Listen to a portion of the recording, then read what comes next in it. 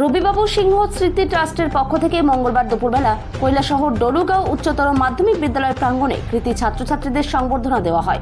ঊনকোটি জেলায় এবছর উচ্চ মাধ্যমিক পরীক্ষায় যে প্রথম স্থান অধিকার করেছে এবং মাধ্যমিক পরীক্ষায় যে প্রথম স্থান অধিকার করেছে, পাশাপাশি বিদ্যালয়ের একাদশ শ্রেণী এবং নবম শ্রেণীতে যে সর্বোচ্চ নম্বর পেয়ে এবছর পরীক্ষায় উত্তীর্ণ হয়েছে এমন বাছাই করা মোট 6 জন কৃতী ছাত্রছাত্রীদের সংবর্ধনা দেওয়া হয়। সঙ্গে নগদ অর্থও এই 6 জন কৃতী ছাত্রছাত্রীদের হাতে তুলে দেওয়া হয়। এই অনুষ্ঠানে উপস্থিত ছিলেন ঊনকোটি জেলা শিক্ষা দপ্তরের আধিকারিক প্রশান্ত কিলিকদার, বিলাসপুর গ্রাম পঞ্চায়েতের প্রধান সুরজিৎ দাস, বিলাসপুর গ্রাম পঞ্চায়েতের উপপ্রধান, লায়ন্স ক্লাবের সভাপতি শুক্লা বণিক, ডলুগাঁও দ্বাদশ শ্রেণী বিদ্যালয়ের প্রিন্সিপাল থেকে শুরু করে বিশিষ্ট সমাজসেবীরা উপস্থিত ছিলেন। প্রদীপ প্রজ্বলন করে উক্ত অনুষ্ঠানের শুভ সূচনা করা হয়। পাশাপাশি উক্ত অনুষ্ঠানের মধ্য দিয়ে সাংস্কৃতিক অনুষ্ঠানও অনুষ্ঠিত হয়। উপস্থিত অতিথিরা বক্তব্য রাখতে গিয়ে রবিবাবুর সিংহের জীবনী নিয়ে আলোচনা করেন।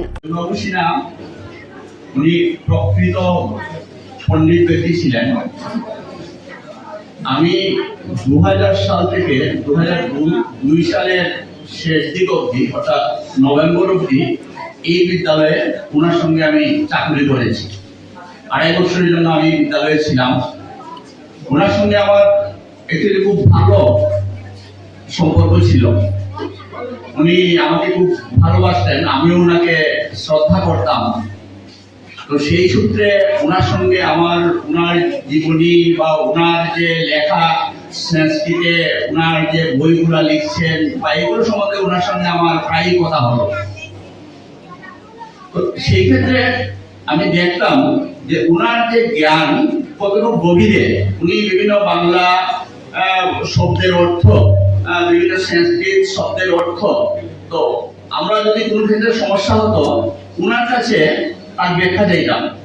তো উনি এত সুন্দরভাবে তার ব্যাখ্যা দিতেন, তো সেটা বলার অপেক্ষাই রাখে না।